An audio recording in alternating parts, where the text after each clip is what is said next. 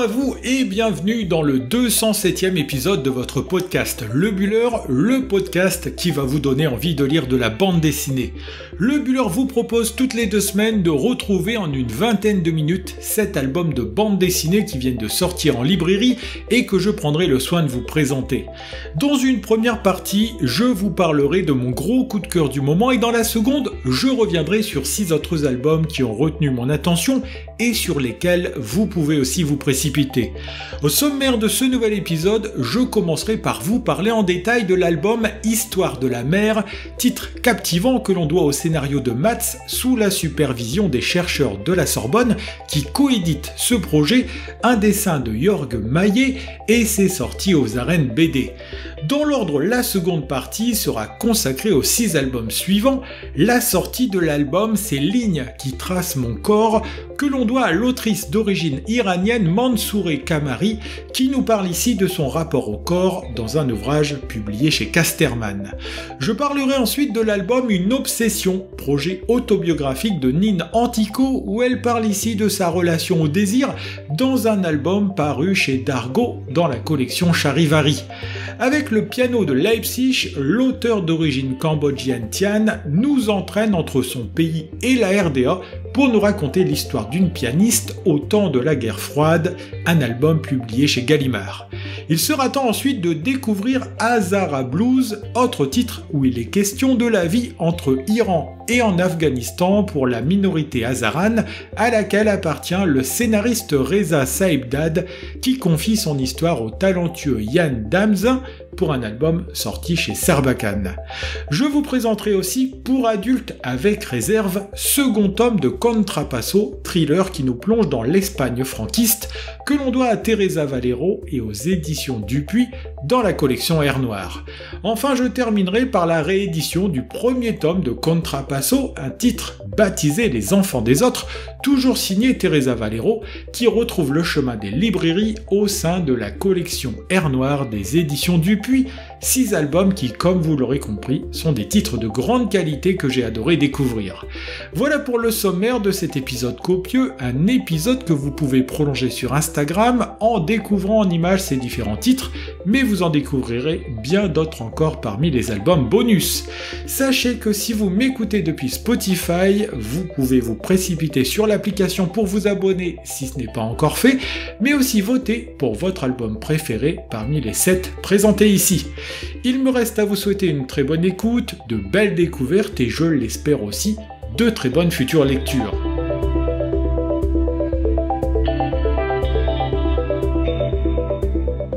C'est véritablement une rentrée sous le signe de la connaissance que nous a concocté l'éditeur Les Arènes BD avec la sortie d'un album aussi magistral que captivant, sobrement baptisé Histoire de la mer, suivi de 2 nouveaux volumes de l'incroyable Histoire 2 parlant automobile et préhistoire. C'est le premier cité qui va nous intéresser ici, un livre aussi ambitieux que captivant, coédité par les éditions de la Sorbonne, la prestigieuse université parisienne ayant participé à cet ouvrage via la direction scientifique de cette épaisse bande dessinée signée Olivier Chaline et François Lefebvre. Pour autant, si l'album se veut savant en abordant de nombreuses thématiques plus ou moins connues, il reste très accessible à un large public grâce au scénario de Mats, celui-là même à qui l'on doit la série Le Tueur, qui rend le tout d'une grande limpidité et d'une grande clarté. Pour ma part, étant enseignant moi-même, je suis toujours très intéressé par les ouvrages qui permettent de mettre la connaissance à portée du grand public et de ce point de vue, on peut dire que l'éditeur Les Arènes BD se montre toujours très actif sur ce créneau. Ici, nous avons donc un ouvrage au grand format, rappelant dans sa présentation le non moins passionnant Histoire de Jérusalem, qui avait connu un véritable succès de librairie, une forte pagination, plus de 300 pages, et même un ruban signé pour en faciliter la lecture. En pas moins de 18 chapitres, avec une mère qui parle à la première personne et s'adresse à nous les humains, c'est l'occasion justement de voir quel lien nous entretenons avec ces étendues d'eau qui fascinent autant qu'elles font peur, matrice de ce qu'est notre humanité. Après une brève introduction qui rappelle en quoi la mer est l'élément central qui est à l'origine même de la vie, il est temps de plonger dans les 18 chapitres qui sont autant de petites histoires que j'ai dévorées avec une certaine gourmandise, il faut bien le dire.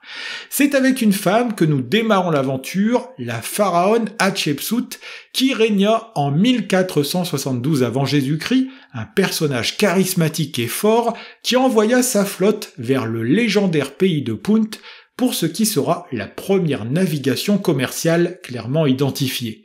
Car oui, à travers ce premier exemple, on découvre combien la mer et les océans ont servi, et servent encore, aux hommes pour échanger, vendre ou acheter, en témoigne le 16e chapitre, très contemporain, qui parle de l'invention du conteneur, facilitateur du commerce mondial depuis les années 50.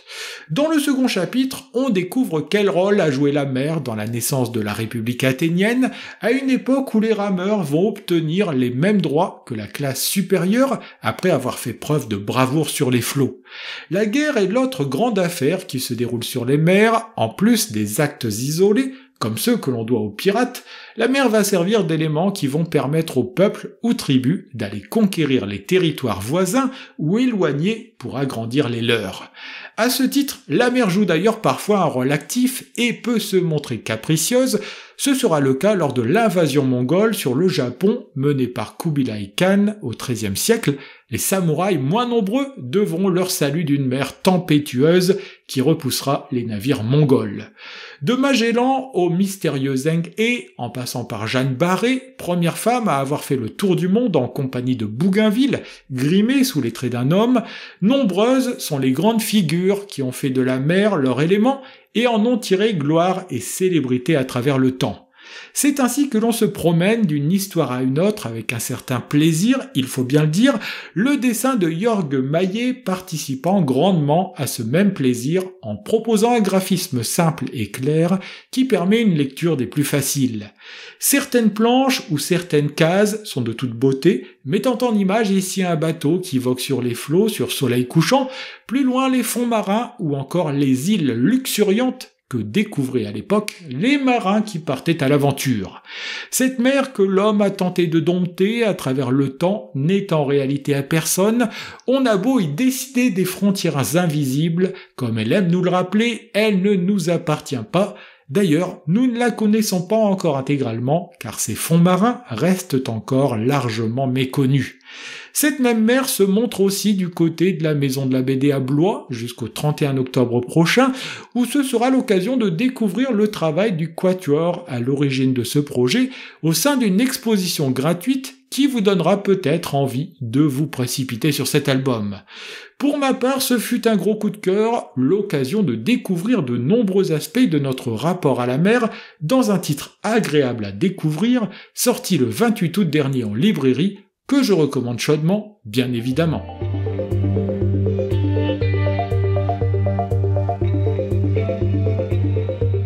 Deuxième partie de ce podcast dans laquelle je vous propose de découvrir plus brièvement 6 albums sortis ces dernières semaines en librairie. Dans mon premier coup de cœur de cette revue des sorties, c'est d'abord un corps que l'on découvre, un corps dans toute sa nudité, sa simplicité, un corps que l'on découvre d'ailleurs par petits morceaux sur une première page qui nous permet de faire connaissance avec l'héroïne de cette histoire. Un visage dans une case, les yeux rivés sur les branches des arbres qui s'agitent à l'extérieur, une main ouverte un peu plus loin, les pieds, les hanches, un corps que le lecteur découvre et regarde, de même que les étudiants qui l'entourent. Mansoureh Kamari, autrice d'origine iranienne très prometteuse, s'est largement inspirée de son propre parcours pour nous offrir un premier album en bande dessinée touchant et audacieux, porté par un dessin d'une grande délicatesse. Elle est cette jeune femme à la pose alanguie qui s'offre au regard des étudiants en art, dont elle est issue elle-même une façon non pas de se réapproprier son corps comme on pourrait l'imaginer,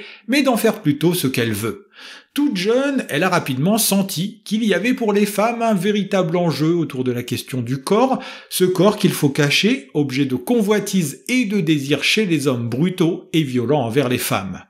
Le premier d'entre eux est d'ailleurs son propre père, ce père à qui elle semble appartenir. D'ailleurs, la loi en Iran leur donne ce pouvoir, un pouvoir tel que tuer la chair de leur chair les entraînerait à peine en prison. Ainsi, pendant que ses frères font du vélo dehors et sont libres de leurs mouvements, elle reste à la maison à regarder sa mère dont les larmes insondables ponctuent une journée de fatigue à s'occuper de son intérieur. Dans son album « Ces lignes qui tracent mon corps », Mansouré Kamari nous parle à la fois de ce pays dans lequel elle a grandi, pays dont les souvenirs sont attachés à une certaine violence, tout comme elle nous parle surtout des femmes qui y vivent et des enjeux liés à leur corps. Les corps sont beaux ici, gracieux, souples, libres, ils viennent en opposition avec les visages tristes, mélancoliques ou interrogatifs d'une jeune fille qui grandit dans un pays dont elle ne comprend pas tous les codes, mais en détecte les enjeux. Comme je le disais, le trait fluide, porté par un noir et blanc que vient parfois rehausser le rouge du sang, se conclut par une mise en couleur douce, comme pour signifier une sorte d'itinéraire qui entraînera l'autrice jusqu'à la lumière. Témoignage profond et bouleversant sur la condition des jeunes filles en Iran, pays dont les dernières velléités des femmes qui refusent cet état ont été réprimées dans le sang et la violence, nous tenons là un album fort et profond dont je recommande fortement la lecture. Ce sont les éditions Casterman qui publient cette nouvelle voie dont on suit la métamorphose dans les 192 pages de cet ouvrage, un titre qui, comme vous l'avez certainement compris, m'a fait une forte impression à la lecture.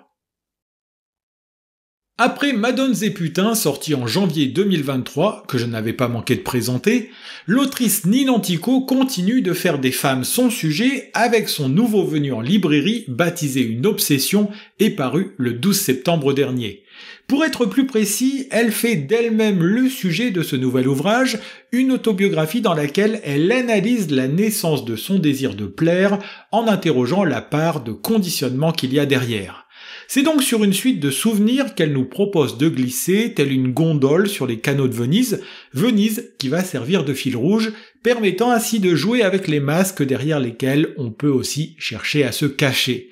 Ninantico se met ainsi à nu au sens propre comme au sens figuré, et c'est justement un voyage à Venise qu'elle devait faire avec son compagnon de l'époque, qui va servir de déclenchement à cette histoire qu'elle a imaginée d'abord comme un simple texte.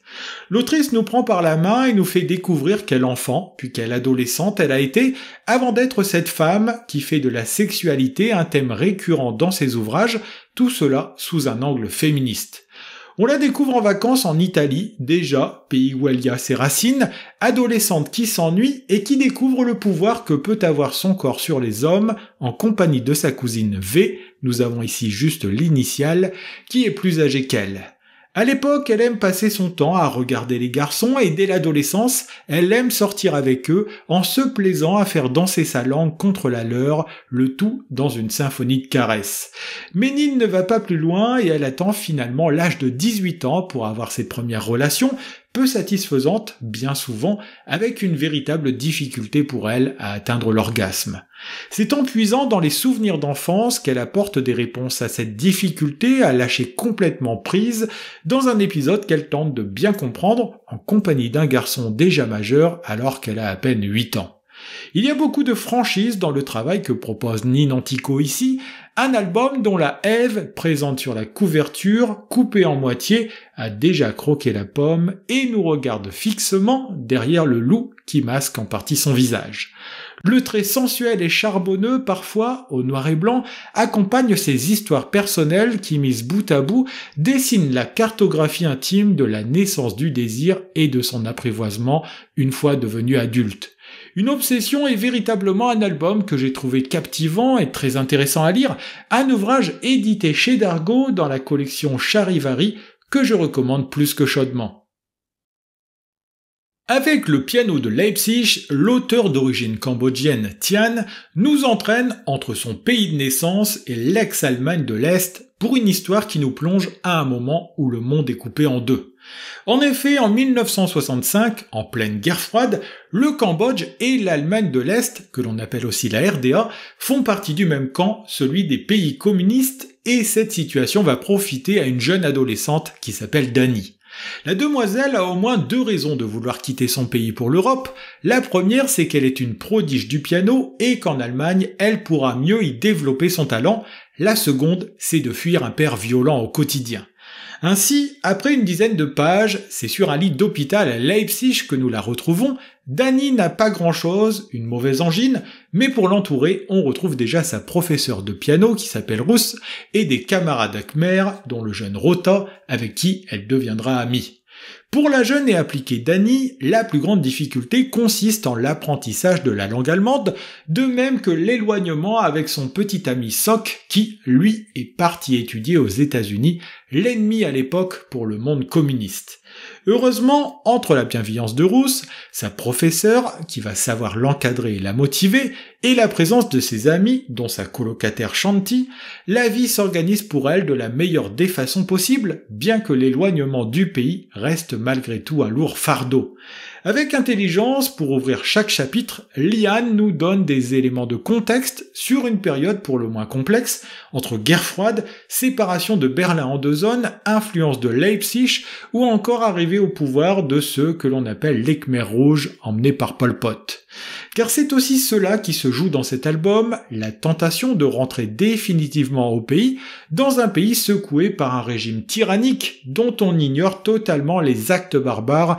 quand on est éloigné du Cambodge. Après l'année du lièvre, Tian continue d'explorer l'histoire de son pays avec ce récit d'une douceur apparente, à l'image de son dessin délicat, mais qui parle d'exil, de guerre, de séparation, même si Dany a conscience malgré tout de la chance qu'elle a eue. Le très simple ne manque toutefois pas de personnalité, il embarque ainsi le lecteur dans l'ex-Allemagne de l'Est des années 60-70, symbolisée par ses grandes architectures magistrales quand il nous entraîne à l'extérieur. Basé sur une histoire réelle, Le piano de Leipzig est une lecture qui mélange une histoire forte avec des personnages attachants, un titre sorti chez Gallimard le 27 août dernier que j'ai vraiment pris plaisir à découvrir. Comme le suggère le sous-titre de l'ouvrage suivant, c'est entre Téhéran, Kaboul et Paris que nous entraîne Hazara Blues, nouvel album de Yann Damzin dans lequel il raconte le parcours de Reza Saïbdad. Reza fait partie d'une minorité en Afghanistan, des chiites, qui font l'objet de persécutions à répétition, que ce soit de la part de Daesh ou des talibans ces dernières années, une minorité que l'on reconnaît facilement en raison de leur trait asiatique. C'est la raison pour laquelle assez rapidement la famille de Reza va devoir fuir son pays pour se réfugier en Iran, pays qui n'accueille pas forcément mieux cette population que l'on stigmatise aussi. Et ces considérations envers les Hazaras, d'un côté ou de l'autre de la frontière, vont avoir toute leur importance, car à travers le récit que Reza va confier à Yann Damzin, qui va en faire cet album, nous voyons surtout le destin d'une famille qui doit fuir ou se cacher. Pourtant, Reza va refuser cet état de fait et va devenir réalisateur, une trajectoire qui nous est racontée ici dans un superbe ouvrage à la belle couverture qui nous fait suivre sur 240 pages cet itinéraire semé d'embûches. C'est d'ailleurs à l'OFPRA que l'on va faire connaissance avec Reza, cet organisme qui s'occupe en France d'étudier les demandes d'asile, un passage angoissant et primordial pour quiconque veut s'installer durablement sur le territoire. En racontant son parcours à celle qu'il surnomme la gardienne du château, la représentante de l'OFPRA, c'est surtout au lecteur que Reza relate son histoire, où le racisme et le rejet font partie de son quotidien, lui et les membres de son ethnie. Entre boulot clandestin sous-payé, difficulté à trouver sa place dans le système scolaire, inquiétude pour le frère qui a décidé de s'engager dans la contestation et poids de la religion et des traditions, c'est une vie complexe, un chemin tortueux qui se découvre à nous au fil de la lecture. Celle-ci est marquée par le très beau dessin stylisé aux influences persanes d'un Yann Damzin qui n'a pas son pareil pour faire fusionner la bande dessinée européenne avec la culture moyenne-orientale. C'est un véritable ravissement pour les yeux et on se laisse happer très facilement par cet album où l'histoire singulière de Reza devient porte-parole des souffrances d'un peuple que l'on rêve de voir un jour pouvoir vivre en paix dans son propre pays. Ce sont les éditions Sarbacane qui publient ce bel album qui s'illustre autant par sa jolie couverture que par son riche contenu, un titre passionnant dont à mon tour je vous recommande fortement la lecture. C'est dans l'Espagne franquiste des années 50 que Teresa Valero, autrice d'origine espagnole, nous entraîne dans la série Contrapasso dont le premier tome sorti en 2021 retrouve le chemin des librairies ce mois-ci, comme je vous le rappellerai après. Il aura donc fallu un peu de patience pour retrouver le duo Emilio Sanz, le vieux briscard, et Léon Lenoir, son jeune collègue, deux journalistes qui enquêtent depuis plusieurs années sur de mystérieux meurtres de femmes à Madrid. Mais en attendant d'en savoir plus, le nouveau venu en librairie, baptisé pour adultes avec réserve, nous entraîne dans une Espagne qui a ouvert ses portes en grand au cinéma hollywoodien afin d'y tourner ses films. Comme on le découvre en fin d'ouvrage dans un petit dossier, Teresa Valero nous offre une plongée très réaliste dans cette Espagne qui n'en a pas fini avec ses problèmes internes, mais que son adhésion récente à l'ONU pousse à se moderniser. C'est ainsi qu'apparaissent en Espagne les cinémas de plein air où l'on regarde un film depuis sa voiture, des cinémas dont la durée de vie sera courte, mais dont l'un d'entre eux est le décor de la nouvelle morte retrouvée. Si l'on pense être plus proche que jamais de la piste de ce tueur qui nargue la police et les journalistes, l'histoire va prendre une autre tournure avec la découverte du corps du père Pitarch, éminent représentant des comités de censure espagnols. Dans une Espagne corsetée, où l'ombre et la main du caudillo planent en permanence sur celles et ceux qui s'opposent au régime, l'enquête que vont mener nos deux journalistes va s'avérer complexe et pleine de rebondissements. Comme pour le premier tome, c'est un univers dense que nous propose Teresa Valero, un univers qui peut perdre en route à qui n'a pas une lecture attentive de ce second volet de Contrapasso. En même temps, c'est aussi ce qui fait l'originalité et la richesse de cette série, cette plongée dans cette Espagne franquiste plus vraie que nature, qui reprend vie ici sous nos yeux avec bien entendu une lecture critique de cette période. Le dessin de l'artiste espagnol est dynamique, fouillé, précis, bref, un véritable régal pour les yeux, terminant au passage cette immersion dont je parlais juste avant. La couleur a aussi toute son importance si l'on retrouve des teintes sombres propres au genre policier dont Contrapasso se réclame, elles sont parfois lumineuses et douces quand l'action se déroule sous le soleil de la capitale espagnole. Ce sont les éditions Dupuis qui éditent cette série dans la collection qui a vu le jour cette année avec le retour de Parker en librairie, Air Noir, pendant du prestigieux label Air Libre, il s'impose déjà comme un gage de qualité pour y lire de superbes histoires, comme ici avec Contrapasso. Comme toutes les 2 semaines, l'épisode s'achève avec un album spécial, la réédition du premier tome de Contrapasso, sorti à l'origine en 2021. Il retrouve ici le chemin des librairies avec l'arrivée du second dans la collection Air Noir des éditions Dupuis. Comme vous vous en doutez certainement, ce premier tome est l'occasion de découvrir la galerie des personnages que l'on retrouve dans le nouveau venu, l'occasion aussi de poser ce contexte historique si important.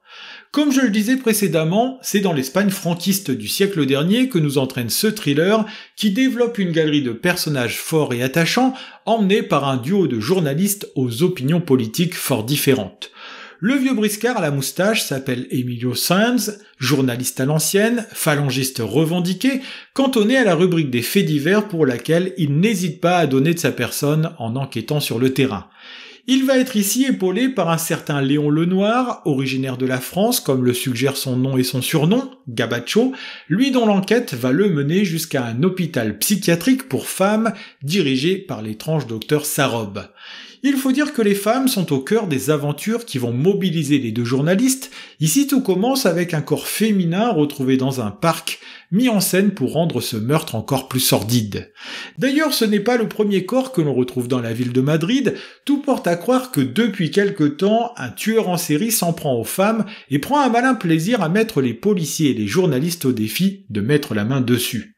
L'album propose une enquête très détaillée et fouillée s'étalant sur 144 pages, enquête portée par un magnifique dessin et une plongée historique dans une Espagne plombée par la dictature du général Franco. Comme le rappelle Pierre Christin en ouverture, Teresa Valero, au scénario comme au dessin, propose un ouvrage fourmillant de détails, qu'il soit graphique ou narratif, pour proposer la plongée la plus complète possible au sein de cette histoire. Comme pour le second tome, lui aussi sorti le 12 septembre dernier, en multipliant les intrigues et les personnages, l'autrice espagnole amène parfois de la complexité à la lecture, mais elle finit toujours par faire retomber le lecteur sur ses pieds au final. Revenu en librairie une seconde fois avec une nouvelle couverture au sein du nouveau label des éditions Dupuis, Les Enfants des Autres, premier tome de Contrapasso, fait partie des albums que j'ai adoré découvrir en 2021 et que je retrouve cette année avec le même plaisir.